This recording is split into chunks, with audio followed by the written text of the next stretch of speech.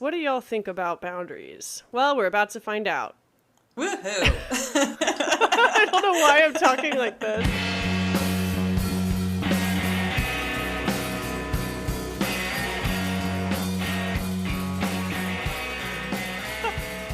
Oh, crap. What? I just tried to pull up Trello, and it says page not found. What? Trello's not found? Yeah. Oh, That's- hang on. Maybe it just logged me out. Oh, well, we're having a technical difficulty because it's us. I have the link. It's I'm going to just- send it it's again. Okay. Because you just never know. Oh, okay. I forget things where I didn't actually like sign up, where they just let you like connect your Google account. That's what I had to go through. I am good. Okay, are we ready to start now? Yes. Hello, friends. Hello, friends. And welcome back to Pickles and Vodka, the mental health podcast where imperfect people have imperfect conversations. I'm Christina. And I'm Lauren. And today we're talking about... What? There's just a pause, so I was like, and? And today we're talking about boundaries. That's fun. Yeah. How are you doing? Okay. I think I told you this morning, I'm just feeling kind of like scattered and all over. I don't know why. Yeah. Maybe feeling like extra ADD. Yeah. Oh, yeah. I feel like that all the time. I mean, I've posted recently on my Instagram that I feel like I have ADHD and that I would really like to get a diagnosis and get on meds because I feel like it would make my life so much easier. But I don't have health insurance right Same. now. Yeah, and well, even if you do, it is apparently very hard because Really? that was first like brought up to me by my therapist. Like I never thought it was ADHD would be a possibility for me because I was just like, I'm not hyper, I'm tired all the time. But she described like how it shows up like in adults and particularly in women. I was like, oh, you're describing me. Okay. So I have a confession. Yeah. I don't really know the difference between ADD and ADHD. I don't either. I just know that was what she said was ADHD, and I was Someone like, email I'll us just go with it and tell us what the difference is. We don't get a lot of emails. We don't get any emails. Yeah. Well, I've been thinking, we have this inbox, and people like to send us voicemails and, messages and stuff. Wouldn't it be easier to just email us? Picklesandvodkapodcast@gmail.com. Do it. But if you really want to leave us a voicemail about the difference between ADD and ADHD, that's fine too. Yeah, that's what I was going to say. That's why I was gearing up there. Yeah, tell us the difference, because we don't know shit. But so then I actually get started with a psychiatrist, and so I bring that up to her, especially because particularly I'd just been told, like, yeah, that's probably what you are. And she's like, oh, yeah, well, I don't really diagnose that. So, here's these specific places you can go and get tested where they do that. Is it because of people who want to abuse drugs, like Probably. Adderall and... Yeah. Do people still take Ritalin? I don't know. I don't fucking hear that know. one. Okay, so... Also tell us if Ritalin is still out there. I pulled it up on my smartphone because I have a computer at my fingertips and I'm impatient. Yes. The first Google result says there's no difference between ADD and ADHD. ADD, and then in parentheses it says attention deficit disorder, is an outdated term for what is now called ADHD, attention deficit hyperactivity disorder. Okay. So there you go, people. You're welcome. That's the show. Yeah, but I even had just like my general like checkup with my doctor yesterday, and I'd never mentioned anything about that to her. And so it just kind of confirmed it, where she just like out of the blue was like, have you ever been diagnosed as ADHD? And I was like, well, I'm considering it. Wait, so this conversation you were originally referencing, when did that happen? When you like first wanted to get diagnosed with it? Or was that recent? No, that was like the therapist that never kept appointments. So that was probably like a year or so ago. Okay, so you've been kind of in the same boat for a year. That's encouraging. Yeah. I mean, I just feel like I need to talk about this now. I know. Well, it came up organically. So. I know. And I feel like we need to go a little easier on ourselves when it comes to the structure of this podcast. Like the ones that I like listening to are where the co-hosts just kind of shoot the shit and don't have as much of a structure. And I feel like that's really comforting sometimes. Sometimes I just want to hear people talking about nothing important. Yeah, there's one I listen to where they like to just like have a quick little conversation before they introduce their guest. And sometimes their conversation goes on for like 20 minutes and it actually like just becomes like a comedy piece. You know, the guest is finally like, "Oh, do I get to talk now?" Oh, we've Like, never yeah, done sorry that. about that. We never go on tangents or anything. It's not like we have No, undiagnosed ADHD. exactly. What? This whole intro is a prime example. But it's just been on my Exactly. mind lately because I can't fucking focus. I can't enjoy free time. And this has been happening for over a year. That's one of the big reasons I brought you on the podcast is because it's really hard to have a whole ass podcast when you can't focus on anything. And yeah, it's just been really bad the last few weeks. Like, I can't sit down and enjoy my free time without worrying about everything that I could be doing or should be doing. And I Yeah. can't focus on one single train of thought for very long before another one takes its place. And it makes me feel crazy. Yeah, for me in particular, I think it's been frustrating because I've had a lot of just kind of, like boring by rote sort of jobs. So everybody's bored in those, so I didn't notice. But now that I have one where it actually like challenges my mind and I have responsibilities, but I still can't focus on anything. And, I'm starting something that should actually like take some brain power that I'm interested in. And then I'm like, ooh, shiny thing. So Oh, yeah. I just feel like, how much more work could I get done if I could concentrate? Yeah, it's so ironic because we're smart people, but this disorder makes it so hard to prove that we're smart people. You know what I mean? Yeah. And even calling, like, Yeah. I haven't been diagnosed, and so I feel like a fraud calling it a disorder, like, saying that I have it. Before we get into the meat of the episode, where we talk about boundaries and we play some lovely listener voicemails and comments, I want to dish with you about some drama that happened. Okay, so someone reported our Instagram. Oh, yeah. Yeah. So this has happened to me before on personal accounts where I will post something, well, personal, usually relating to mental health. I'm vulnerable. Yeah. I have a vulnerable moment. And then Instagram and Facebook has these options where you can like express concern. I know. It's reporting. It's reporting. That's what it is. Yeah. And I've heard a lot of people that have had that done. So yeah, I get the personal thing. It So happens. they don't tell you Unfortunately. who it is, obviously, and they don't really tell you why they're concerned. They just say, like, someone has expressed concern with something you Someone is posted. concerned. Here are some Yeah, they don't even resources. say necessarily what. Yes, and then Yeah. they give you some resources that you then have to look at before you can proceed to use that platform Ugh. again. It's bullshit, Said and I've it never makes had me. it done. I didn't know the whole. Yeah. If I need help, I will ask for help. Or maybe not. Yeah. But like, if you want to help me, don't do it this way because it's insulting and it's impersonal and it makes you come across like a coward. Just tell me to my face that you're Yeah. concerned with me. Don't make it harder to do this than it already is. Right.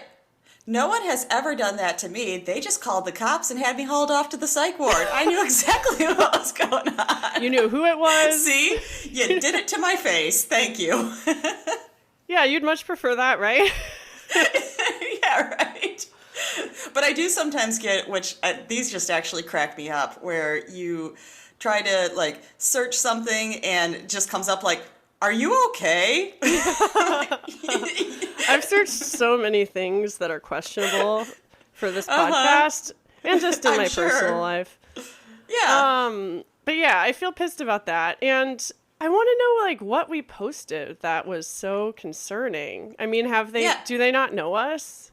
Yeah, Do they that's think I that wanted like to- all of a sudden we're just going to be like, "Oh my God, maybe we shouldn't be talking about this stuff. Maybe we need help." Lauren, I think was we really need help. I know we need help. Yeah, I Someone was give really us help. curious about who did it too, because this is kind of, like most of our audience, I would think, are people that listen. So you think they understand because they hear us talk about these things and flesh them out over an hour? Listen, every at the end of week. the day, I don't want to start a witch hunt or anything like that. No, I no, don't no, want to no, bring no, no. shame to this person. I want to bring like a little bit of No, I'm just shocked, I think. awareness. I'm Yeah. shocked too. But like honestly, we shouldn't be shocked because we talk about some very sensitive things on this show. Oh, for sure. And as the show grows, we're going to have people who are a little bit concerned. Mm-hmm. But this isn't the way to handle it. And so Yeah. I guess what I want to put out there is that if you do find yourself in a situation where you're tempted to hit that button, that concern button, maybe message the person first or literally anything else. Or if you still want to be anonymous, maybe just like leave us a voicemail and disguise your voice. Be like, I'm very concerned about you.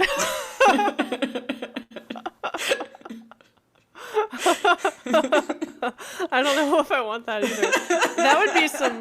That would be some great content though. Yeah, that would actually scare me. Be like, are you also looking in my windows? Speaking of great content, I started editing our video today. Yay! Yeah, I know it's taken me forever, but what do you want from me? I've got a lot going on. But exactly. it's great. It's just as great as I was expecting, and I can't wait for y'all to see it. I just need to clean it up a little bit. And I got some kind of good news. Ooh, do tell. We'll see how it works out. My claim went through on my insurance, and they're going to send me a check for $4,000. That's amazing. Which my estimate was still $5,400. Yeah, it still sucks.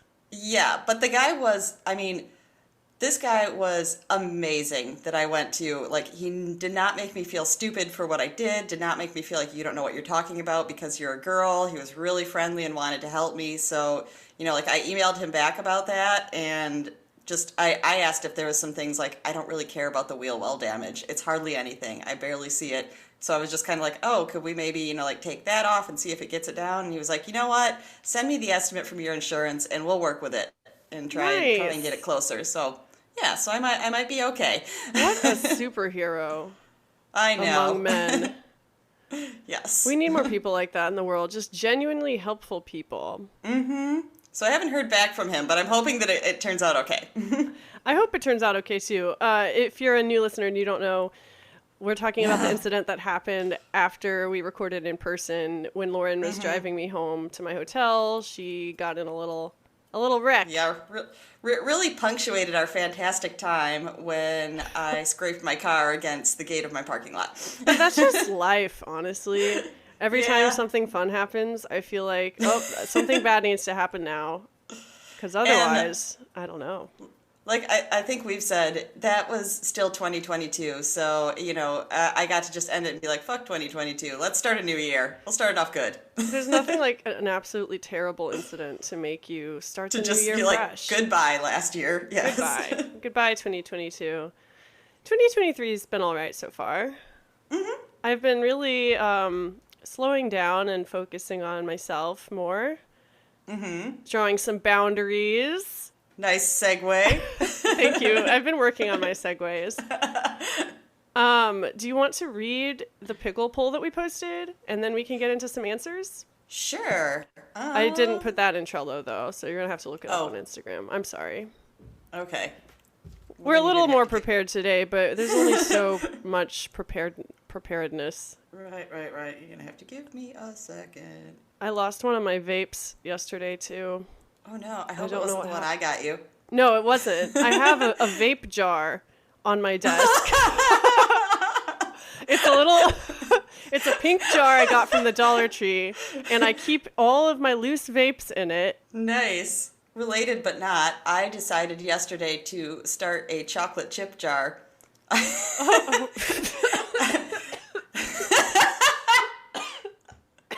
Why?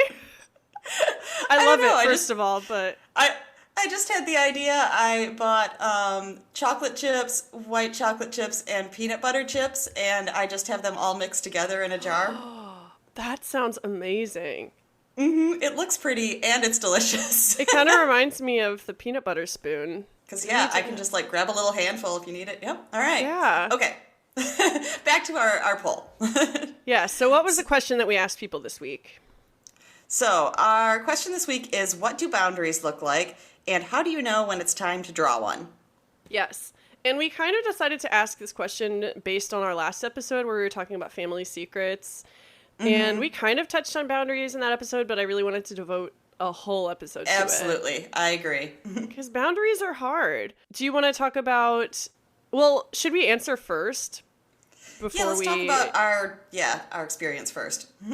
Yeah, so what do boundaries look like for you So the these first days? thing, the first thing I was actually thinking of was not my own, but ones that people have drawn against me. Because in particular, I've had friends, and one especially, who I met through like eating disorder treatment, and then when they were doing better and I was not, then they had to be, like, I have to step away from you, and it's not because, like, I don't care about you or anything, but they were probably happy, that like they weren't like stuck in it right now and realized how easily they could if they surround themselves with people That is are struggling. a great example, and I think it's the perfect example for our podcast because we are a mental health podcast, and most people who listen have dealt with some sort of fucked up mental health shit in their lives. Yeah.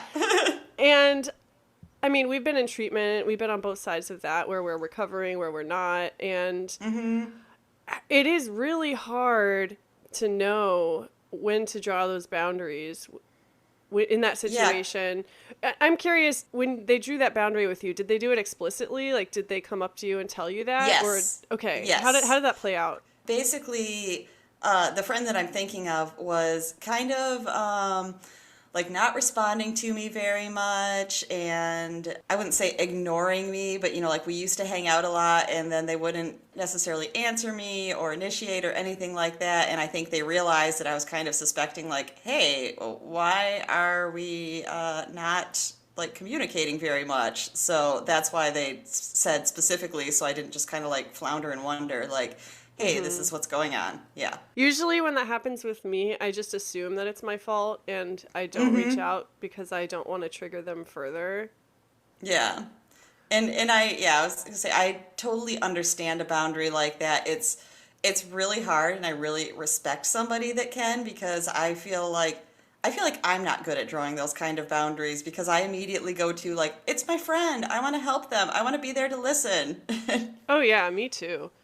And that's one thing I've been doing this year, is just like leaving my phone in the other room, or Oh my just gosh, I started doing that. taking a few hours to respond to someone with thoughtfulness and intention, rather than just shoot them back a response right away because whatever reason. Yeah. I know this comes up a lot. We make fun of it sometimes. But as somebody that is older, I sometimes think of that in terms of, like, I remember when we didn't all have cell phones, and we definitely didn't have all ones that we were texting on constantly. And, like, maybe if you called and somebody wasn't home, you knew, well, when they get home and they listen to their their voicemail or whatever, then they're going to respond to me. It's not going to be instantaneous. It doesn't mean they hate me because they didn't respond in 2 minutes. Yeah, I think that's really common for people to think that if someone doesn't respond to you right away, they don't care. Yeah. I've thought that before. I've also, Me too. yeah, been the person who hasn't responded and then assumed that they're offended because of it. Yeah, sometimes it takes me so long that then I start to second guess, like, oh no, do they think that, I don't know what I can say now, because they already think I'm mad at them. So with that situation, I think it's easy to know when to draw the boundary, when you start feeling those anxious feelings, or when you start noticing that you're on your phone all the time. At least for me, like, there's a boundary that I've crossed. It's very clear. Usually it's a feeling in my gut. Like, I start feeling kind of sick, just scrolling through my phone and feeling more and more depressed and more anxious. And that's usually when I know that I need to stop. Do I always stop there? Not always. Yeah. But yes, when I start to feel the anxiety of, like, oh no, I'm not responding fast enough, that's when, I start to be like, actually, you don't necessarily have to. And same as you. It's kind of like I put my phone away somewhere where I can't get to it for a while. Yeah. Just be like, I'll get to you when I get to you, and that's fine. Yeah. I think for me, I mean, that is what boundaries look like, is just taking space for myself. Mm-hmm. And I know when it's time to cross them when I feel that gut feeling. I've mentioned this on other podcasts, maybe not our podcast, but I've mentioned that throughout my whole life, I've always had gut feelings, and most of my life, I've ignored those gut feelings. And I don't know, it's not something you can really define, but that is Yeah. usually when it's time to draw a boundary for me. Yeah. Um, Listener comments. What do y'all think about boundaries? Well, we're about to find out. Woohoo. I don't know why I'm talking like this. Which one do you want to read first? Well, Or should I we do the will voicemail start. first? That's what I was going to say. Should we do the text or voicemail? Let's Let's do do the voicemail. voicemail. All We got one from right. Orion, Frequent favorite voicemail leaver. contributor. Yes. Okay, I have it ready when you Me do. too. All right. Okay. So they're installing a window in the apartment next to me, so I hope you can hear my deep morning voice through that noise. But here goes. Boundaries are the most underrated tool we have as people in this society, and underrated in the way that we're kind of taught that there's something we need to set intentionally, and I think that we should intentionally set boundaries, but boundaries are a very natural part of society too. They are not an excuse to avoid discomfort or exploration. They're guidelines that allow us to go into challenging situations safely and without damage, and to return to keep growing in situations, if that makes sense. Yeah, boundaries are like safety data sheets or like personal protective equipment in dangerous situations. Like these are things that procedures that we have, responses that we have to situations where we are being compromised and we need to keep ourselves safe and healthy. So yeah, just you put on a helmet, you put on a boundary. Your no is a complete sentence. That's an important boundary for me. If I say no to something, I don't have to explain for any reason.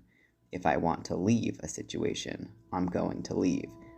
If I don't want to talk to somebody, I will not talk to them or be nice to them if I don't want to. I do not accept unsolicited advice from people who don't know more than me about my life. I will eat what I want when I want. I will drink what I want and when I want to, according to my understanding of my own needs. I will hold my personal space. If you get in my personal space, I'll move away from you. I don't give a shit about your feelings. Likewise, physical affection, like hugging, holding my hand, no. Unless I say you can, unless I initiate that, don't do that. I don't spend time with people who only ever talk about one thing that I'm not interested in. I don't visit my grandparents. I will avoid family gatherings that overwhelm me. I will take time alone to take care of my own needs, and even at the expense of like community or social events that I could go to.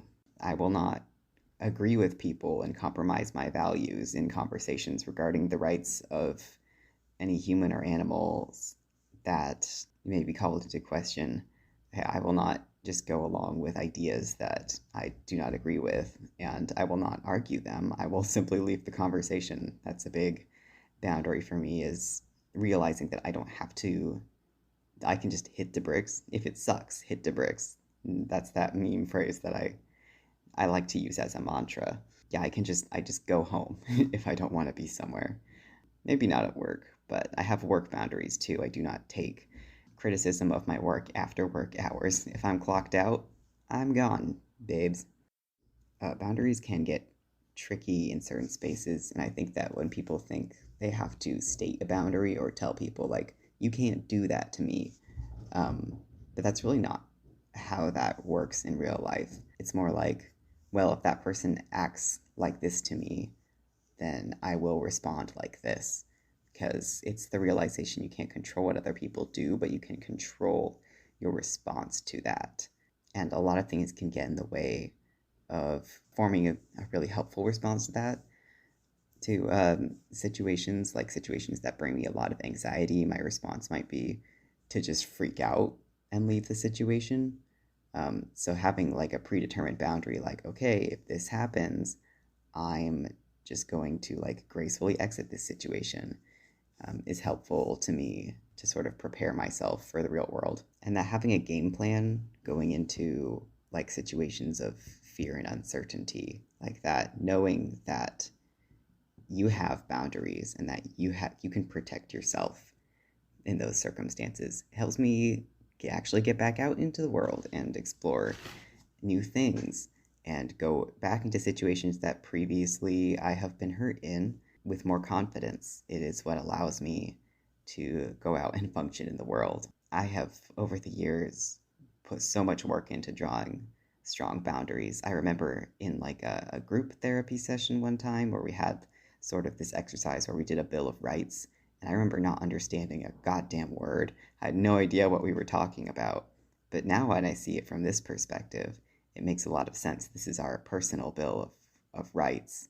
I have the right to draw my own boundaries and to determine my own needs, to consider what I will and won't do, and realize that I don't have to constantly please other people in order to function in the world. I used to act like, being likable and being submissive and doing everything everyone asked of me and just matching everyone's energy was the way to function in the world, because I didn't really know how to be a person.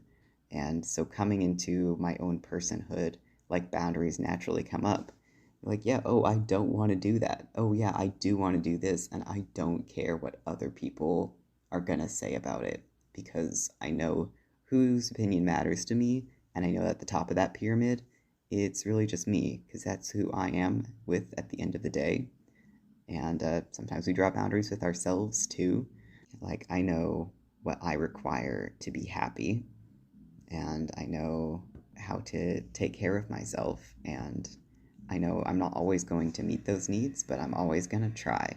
And I'm always going to try to live according to my values, and that will include taking care of other people and being kind. And I have to trust in myself that if I put that into my intentions, then that's going to happen. And having boundaries with people doesn't mean that I don't care about them. I can take time for myself, and that will allow me to have the energy to take care of others, because that is my value. So trusting myself is really important foundation for trusting other people. And boundaries create trust. And I think that that's something that we all should put more effort into, or maybe less effort, and just, allow it to happen naturally. I think naturally just check in with yourself throughout the day, like, how do I actually feel about this? And I'm stuck in a conversation with somebody, and they're just talking about this one thing that I lost interest about like 10 minutes ago, and I don't think even they're interested in it. Like, and I'm just going to stop nodding along. I'm going to stop talking about it. I'm going to say, okay, cool, change the subject or leave, etc. Like, we can do that. That's fine. Just like stop being afraid of being rude, and don't be afraid of being unliked, because there's nothing more likable than a person who is comfortable with themselves. And pleasing other people is like a sign of being uncomfortable with myself. So yeah, I feel safest when I'm here to take care of myself, and I put myself in the company of people who value my feelings of comfortability and safety. And having boundaries kind of puts you naturally in that world. So yeah, draw some boundaries, people. Write them down. Say, like, if my mom calls, I'll talk to her for 2 minutes, and then I'm gonna hang up the phone. Or even, do the simplest things. I'm gonna take my time at the self-checkout today. And if someone tries to give me shit about my work performance, I will still not think about it after work hours. I don't know, whatever that looks like to you. Just talk about it with your friends, even. Talk about it more. Thanks for talking about it on this podcast. I'm sure it's going to be a really, really interesting conversation. Can't wait to hear it. All right, bye. I have a whole page of notes, and I could hear you scribbling away also. Yeah, me too. I was just like, Can we just talk about that voicemail for the rest of this episode and then do part 2? Yeah, thank you so much, Orion. As usual, you've given us plenty to talk about. It sounds like you really have a handle on your boundaries, and I know that you're probably laughing and shaking your head. Like, it's one thing to say what your boundaries are, and it's another thing to do it. I know that practicing boundaries is going to be a lifelong thing for me, but goddamn, Orion, I know, some great advice. Like, some of it I related to, and I was just like, yeah, great, I'm doing the same thing. And sometimes I was like, wow, I need to be more like you. Yeah. Where the fuck do you want to get started? How about those Gregorian chants going, no, in the background? I loved that. We cannot judge anybody for background noise, let's be clear. No, but I did enjoy it. They just said, like, they're doing construction. I did not expect it to start out like, I think there's a witch in your house. The Gregorian chants, I'm dead. But something that stuck out to me right away was when he specifically said that one of his strongest boundaries is just saying no. Oh my God. Something I want to adopt that I heard this year, it came from a pro-choice group. And they were giving advice saying, you know, like, obviously this has been huge and there's been tons of changes and people have very strong feelings about this, you know, like this year. So they were saying, like, over the holidays, you're probably going to see family that have very different ideas from you. Yeah. And they're going to want to argue them. They're going to want to get emotional about it and everything like that. And they gave some tips for dealing with that. And what I remember is the very first one is they said, you know, like, if someone's trying to, like, pull you into, like, some big discussion to try and change your mind and things that you just don't want to say, then all you have to do is say, I disagree. Yes. And nothing else. Lauren, I literally wrote down that example because you're the one who told me about that when I was at your apartment. Told you. Yeah. I was literally talking about my family reunion and how I was not looking forward to getting roped into conversations that I didn't want to be in. And you told me that very same story. And I literally have shared that with so many people. And so I'm so happy that you're now sharing it on the podcast. It gives you so much power to just say, I disagree, and walk away and not engage. And that's all you have to say. Yeah, like, people, because my parents always, I feel like, want to, like, rope me into political conversations, and they want, what I feel like is they want to change my mind. They think they're going to say something that does, and they're not. I mean, why do you think you're going to change someone's mind? That is so just, like, selfish. And well, I feel like I have tried to change my family's minds, but on the flip side of that, I feel like I have gone through all this shit to be enlightened, and now that I'm enlightened, in air quotes, I need to share. I need to get more people enlightened. And it wasn't until, like, honestly this past year that I realized I'm doing the same shit that they do. I am trying to change them. I had to come to that too. Yep. Yeah, I mean, like we said, you're older than me. You were wiser. I'm still learning these things. Not really. But it's so true. And I also want to touch on what Orion said about drawing boundaries and how it doesn't mean that you don't care. Like, you can draw boundaries with people you love. And, I mean, going along with the family example, we love our families, you know, for the most part. But... No, I love my family very much, but I have to draw a lot of boundaries with them for my own personal health, like mental health, obviously. I mean, with some family members, I talked about it in a solo episode last year, my brother coming to visit, and he has a lot of mental health issues. He has been, like, physically abusive in the past, mostly with other family members, not with me. But, like, we all have to draw boundaries with him because he is kind of a toxic person. We love him very much, and we recognize that he has mental illness. He has addiction issues. Like, he's an addict. And that has turned him into someone that we really need to draw boundaries with. Draw boundaries for? I don't know. And I wrote something about that part too. And it's, you know, it's a less, like, personal, you know, like, protecting yourself sort of thing. But I have noticed, I feel like when I have conversations with my family, I'm starting to feel like they kind of shove it down my throat, that, you know, like, they always want to, like, end the conversation that's like, I love you. And I don't know. It just kind of is not something that I readily say, and I feel kind of like awkward, but I feel like I have to because they said that, and I finally realized, you know what? I don't have to answer that if it makes me feel just kind of like It's that gut unsettling. feeling. Yeah, and it's like it doesn't mean I don't love them. It just means that I don't need to say it every time if it just makes me feel like, ugh. I shuddered. That's another thing that I wrote down is like boundaries with your, like, the example he used was like physical affection, like hugging and stuff, but words are definitely apply to that too. Like, things like I love you. Like, not everyone is ready to say that or feels like saying that in the moment. It's not something you necessarily say lightly. Are you a hug person? Like, I don't think you are. That's not the vibe I got from you. I was not at all for a really long time, and now kind of sporadically. But I'm sure you have people in your life that try to like give you hugs and stuff, and you have to draw a boundary there. And that was something else that I wrote down because I remembered being so impressed. It was maybe like 5 years ago or so, and because I heard it was actually something that was kind of like just an overall message put out by the Girl Scouts.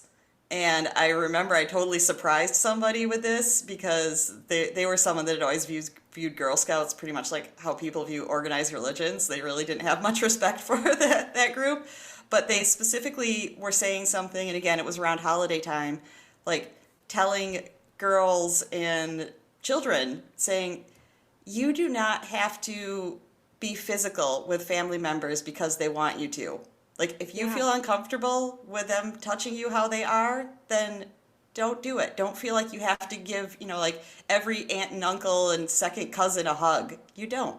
Yeah, and I don't mind hugs and stuff like that. I'm a hugger. I really don't mind with family. But when it comes to strangers, that's another issue. Like, I have let strangers do the most uncomfortable, unsettling things to me against my will. And not even, like, big things. Just, like, touching me on the back or giving me a hug or, like, whatever. And so in recent years, I've just started saying, like, no, thank you. Or, I don't know. I'm still figuring it out. Most of the time, I just, like, run away. Yeah, I know. I usually just kind of like back up and be like, "Whoops, but that's a not boundary." gonna happen. Yeah, that's a boundary. But yeah, that's like I was thinking of that. When that was said, I'm not gonna throw a fuss if like my parents want to hug me, and like that's fine. But I understood what they said about like big family functions. It's like your uncle that you see once a year. Like that's not the same thing as your mom hugging you. That's kind of like. I don't like this. So I understood that saying like, no, maybe that's not okay.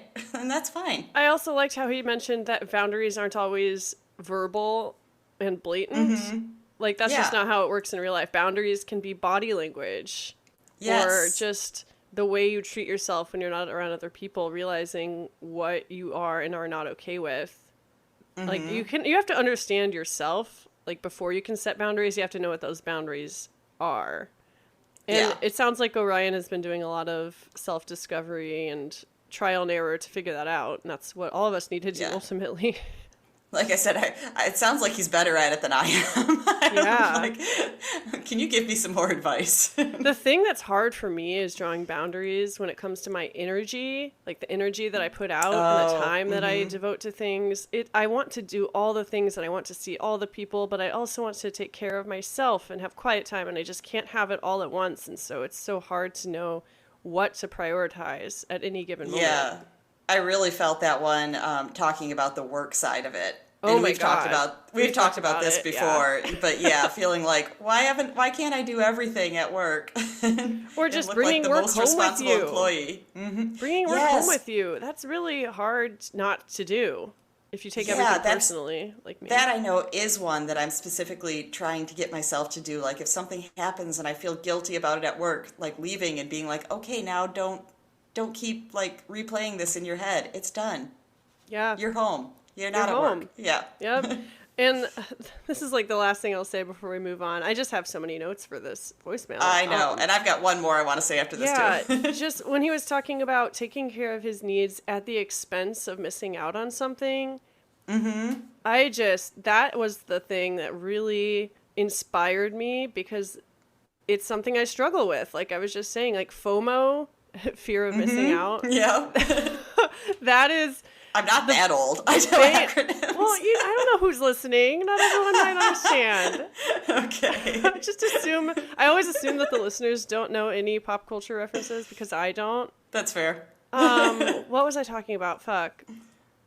Oh, yeah. It's just hard to draw a boundary when it's something that's not bad. Like drawing a boundary because you know you don't have the energy to do something, not because it's bad for you, but because you know it's that you don't need it. Because ultimately it will be bad for you because you're burning yourself out. But yeah. What were you going to say? What was your final note? That I really liked how he said when he started drawing more boundaries and recognizing what they should be, that it actually gave him confidence and safety. Yeah. Oh my God. I loved the idea of like boundaries give you more confidence to be out in the world. I was like, that's amazing. Yeah. And as someone who struggles with anxiety, I definitely want to start incorporating boundaries in a different way because I do need more confidence in my life. And I don't know. I'm trying to think of how to articulate this. I lost it. It's fine. If I think of it later, I'll think of it later. Let's go to the next comment. Okay. Vicky. Let's talk about Vicky. Yes. Vicky commented on our Instagram. Do you want to read that one? Sure. I feel like so many of us with low self-esteem have trouble setting boundaries, even the most obviously healthy and necessary ones, because of feeling like we don't have the right to advocate for ourselves, feeling like we're not worthy, worrying we will push away loved ones when frankly we feel unlovable if we push them away. Who knows if anyone else will ever love us, so better to just suffer in silence. Oh. Can relate, for sure. I mean, I've never had a lot of friends. I grew up homeschooled. I'm an introvert for sure.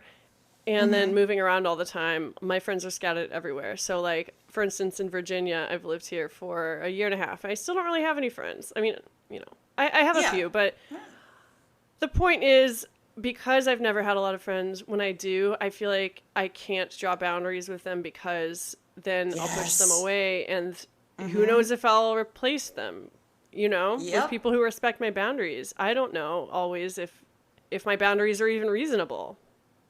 Yeah, I kind of feel like that's happened to me a few times. So it's almost more scary because I feel like I had this group of people in Chicago and I don't know, we started to just kind of like not relate, and really they were drawing, I think, the boundaries with me.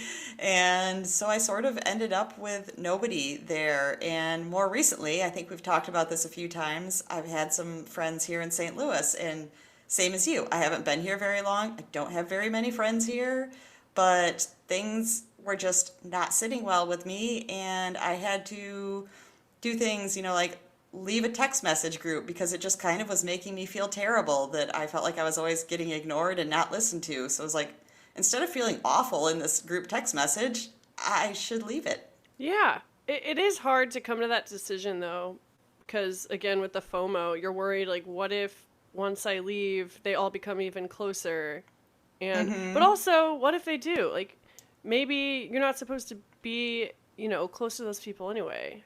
Since then, two of them I hear almost nothing from, and it's kind of like, well, you risked that. That's kind of why you're drawing the boundary. And the other one I keep up with pretty well. So, sorry I had to sort of lose 2 friends out of that, but yeah. But also, we can't be friends with everybody. Yeah, that's true. I mean, especially if we struggle with mental health like we do, I think it makes it even harder to find those people who are accepting of us but are not enabling us, and who we can relate to, but who also, don't drag us down deeper into our own despair. I think sometimes in the mental health world, like with some of the relationships we've made through this podcast even, like it's so easy to just get so invested in everyone's lives and get so entombed in this despair and trauma all the time, and before you know it, you haven't taken a breath of fresh air in a while, metaphorically speaking. Like, and that's definitely when it's time to draw a boundary, I think. And it goes back to what we were talking about at the very beginning, of like wanting to be there for someone, but also realizing that there's only so much I can do, and also I need to take care of myself first and foremost. Yeah. You said like in this podcast, which I haven't run into that very much, but I am thinking of like the little internet group where Christina and I met, and the one that I was in before that, like sometimes I've had to take a break. You're taking a break. I haven't been back on Peach for a while, and I just don't need another thing in my life to bring me anxiety at this point. Like, it sounds kind of insensitive, but I just don't have the mental bandwidth to be invested in all these people right now and feeling like I can't help them when I'm going through my own shit. And so, yeah, I had to draw a boundary there. Yeah. Ooh, I just thought of something, and I will try and take a picture and so we can share it. Because actually there's a piece of art that I drew once, and it was specifically because I felt like everybody wanted a piece of me and I couldn't give it. Oh my God. What? I got to make a note about that. Yeah, we'll post it to the Instagram. Yeah. I'm thinking of this rapper, Lil Peep, right now. I've mentioned him on the podcast before. He was a SoundCloud rapper. He sang about a lot of like mental health stuff and just feeling anxious and insecure and not being able to please everybody. And he ended up overdosing in 2017, I think, at the age of 21. It was really sad. Yeah. But one of the last Instagram posts he made was kind of just saying, I feel like I need to be everybody's everything. Like they made a documentary about him, and it's called Everybody's Everything. Wow. And just feeling like he, I think, was someone who was unable to draw those boundaries. Like even after he got famous, he always tried to bring along like his homeboys and like help them out. And he was even paying rent for some of them and like just going above and beyond to help them out, but not taking care of himself in the meantime. And it like he died. Yeah, where it's like I'm sure people saw that as like, oh, like you're a really selfless person and you're doing all these good things, but yeah, that's why you can't necessarily be that like paragon of selflessness, because sometimes it just takes too much of a toll on you. And if you're someone who struggles with substance abuse, I think boundaries are extra hard, at least for me. Like, it's really hard for me to have boundaries in my own life when it comes to substances. Like, we have one more comment to go over, but drawing boundaries with yourself and then constantly breaking them is really, it sucks. Yeah. And that's something I have a lot of experience with. But we've gone on a tangent. Yeah. I'll read the next comment. It's from my sister-in-law, Alyssa. Different Alyssa from the Alyssa Bird on Alyssa. Instagram. Yeah, Bird Alyssa. That's what I'm going to start calling her. Yeah. So she sent me an Instagram post. It is originally posted by @IamLindsayLockett. I don't know who that is. But it says, people will say you're an angry, hysterical, hormonal bitch for setting boundaries. Set them anyway. And then Alyssa says, hope I'm not too late in sending this to you. I just saw it, and I know you're discussing boundaries today on your podcast, and I definitely think this fits. Unfortunately, people give others flack for setting boundaries and prioritizing one's own mental health because they expect that person to bend over backwards to accommodate or help them. What do you think about that? I feel like that sounds a lot like the story you just told about the SoundCloud rapper. Yeah. Actually. And I think, especially as women, I think we're expected to accommodate everyone and to bend over backwards for people and to put others' needs first. That's exactly what I just said, but in a different way. It's hard. And I think I have been more accepted in my various jobs when I am quiet and kind of do what I'm told and go above and beyond. Yes. And then once I start speaking up and bringing up like problems with the processes or like hesitations that I have, like trying to draw boundaries, that's when I get flack for it.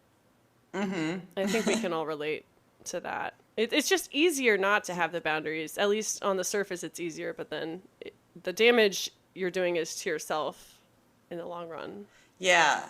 I never thought of it that way at work, but when I got hired at this place, then part of it was kind of to take over from someone who had been there like for years and years and years, and she was probably going to retire soon, so she needed someone to kind of pass the baton to. And because she had been there for so long, I think she was really like set in her ways, and she was really insistent that everybody do things her way and everything.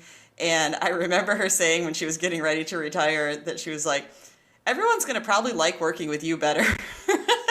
And that's why I think because when I started, like I didn't want to like ruffle the feathers to start. I'm going to start saying that now. What if I make that the title for the episode? I love it.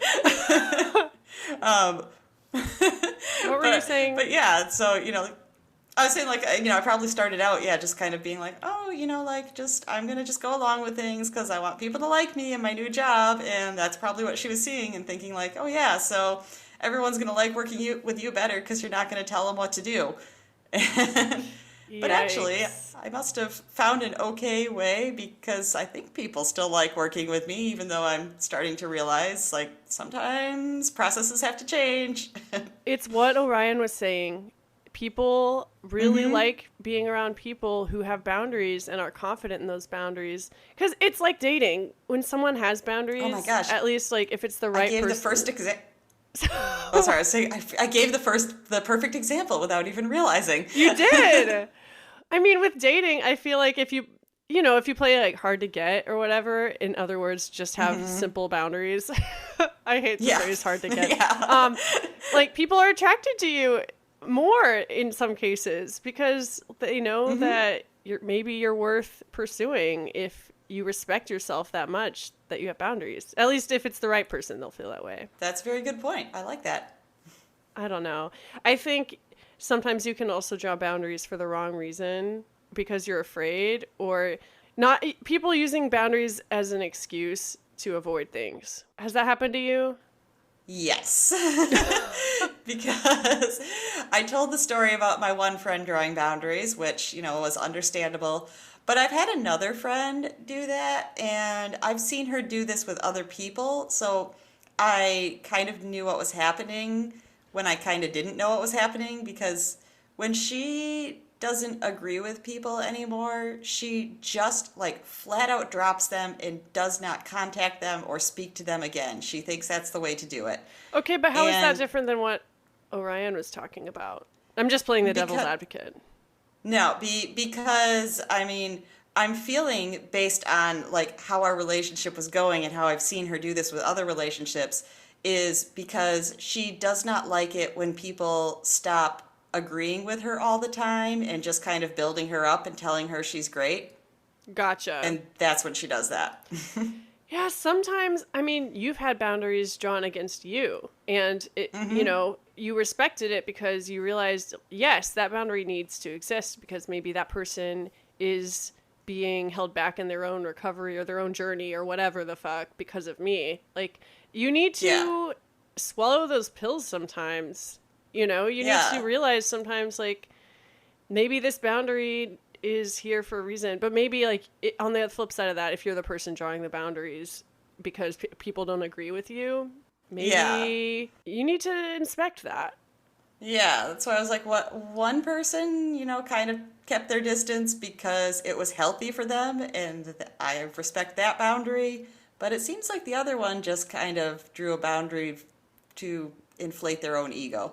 I was like, that's maybe not exactly the way to go about it. I think when you focus on other people's boundaries so much, you can get kind of caught in your head and miss the point entirely, which is, what boundaries should I be drawing with this person? Yeah. Like if you have a person in your life that has those boundaries because they don't agree with you and they just won't hear anything different, you need to draw a boundary with them maybe, because that doesn't sound like someone healthy to have in your life. I did think sometimes about that friend, like when they just like flat out stopped talking to me and dropped out of my life, and I had to like go about it and figure out why. But once I did, then that's kind of what I think I realized is I was just like, this person had no use for me if I wasn't just like telling her she was right all the time. So probably I should have drawn a boundary first. But oh well, either way. So I think to wrap up this conversation, we need to talk about what happens when boundaries are broken. Like what happens, for instance, if I say, I am not going to smoke weed in the morning anymore. And then maybe I have a rough day. I'm not doing anything for a few hours. I smoke weed in the morning, and then I feel bad because I set that boundary with myself and I broke it. What do I do in that situation? Do I draw an even harder boundary? Like, okay, I'm never smoking weed Monday through Friday now because I obviously can't handle this boundary. Or do I be gentle on myself and say, you had a hard time. This boundary still exists, but maybe like forgive yourself so next time you will be more likely to follow that boundary, like positive reinforcement and all that. What do you think about that? Closer to the second, because when you said that, the first thing I thought of is, okay, so if you set this for yourself and then you do it anyways, the first thing that I would do is sit down and be like, okay, so why did I break that boundary that I set? Yeah. It has to lead to self-discovery. Like, if none of this leads to growth, what's the point? Like, it's okay to make mistakes. You're going to make mistakes. You're going to break boundaries, and you're going to draw boundaries that you might regret. But, like, at least try to learn from it. Like, talk about it with your friends. Write it down, like Orion was saying. Like, write it in your journal, whatever. Why? Yeah, because I feel like, if you go through that, then, you realize maybe, like, well, I just was having a particularly hard day and I have to give myself grace for that and then continue how I was. Or maybe you realize, I think I drew too harsh of a boundary. Maybe I need to alter that a bit. Yeah. I know I've heard terms like soft boundaries and hard boundaries before. Okay, that makes sense. And, I'm not going to look up the definitions or anything, but I think you can get the idea from yeah, it's a good reminder that boundaries don't all look the same, and boundaries might change. Like, it's okay to change your mind if your needs change or if your comfort level changes. Yeah. You're not going to be the same person and need the same boundaries forever. Or maybe you will. Just listen to yourself. Exactly. Do you have anything else to add about boundaries? Yeah, I think I've said everything I can say. I've said everything that's scribbled on my page in front of me. I know. We did good. We've been doing this for like 61 minutes now, and the time's just gone by. Orion mentioned something that I just had to bring up. He mentioned a Bill of Rights. Yes. And when I was in treatment in group therapy, we literally did the same exact thing. Oh. We were handed a piece of paper with these Bill of Rights, and I cut them out and I put them into a collage that I'll post on our Instagram. But right now, I'm just gonna read them because I think it's a good note to leave us on. So number one, oh my God, I pulled them up on my computer and they're all blown up huge, and I can't read them. I just did too. Oh, it's humongous. Okay, so number one, I have the right to be treated with dignity and respect. 2, I have the right to not take responsibility for other adults' problems or behavior. 3, I have the right to get angry and protest when treated unfairly. 4, I have the right to say no. Big one. 5, I have the right to make mistakes. Also fantastic. 6, I have the right to my own feelings, opinions, and convictions. 7, I have the right to change my mind. 8, I have the right to negotiate for change. 9, I have the right to need and ask for help. And 10, I have the right to be human, not perfect. Yes. And that's pickles and vodka, everybody. Yeah. Go out and set those boundaries. We will be doing the same, and then we'll be back next week to talk about another topic. Right, when we figure it out. When we figure it out. I have some ideas. Okay. But yeah, I hope everyone has a great week. We love you. Thank you. Yeah. Oh my God. So many people messaged me this week, just out of the blue. Amazing. No, I'm going to talk about it on the next episode. We don't have time now. Okay. So yeah, if you're one of those people, you'll be getting a shout out next week. Until then, goodbye. Goodbye.